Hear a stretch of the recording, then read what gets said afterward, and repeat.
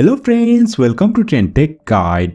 Today I'll show you how to clear search history on Instagram. So if you are new to our channel, don't forget to subscribe. So let's start.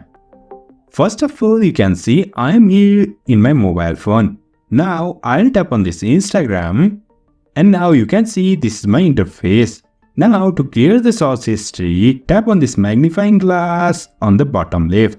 And now tap on this search. After that, you'll find over here all the searches you performed. Now to clear them all, first of all tap on this see all. And now over here you'll find this clear all. And now tap on this clear all. And now you can see it is empty search. That means all the search history is deleted. So in this way we can clear search history of Instagram. So if you find this helpful, don't forget to subscribe. Have a good time.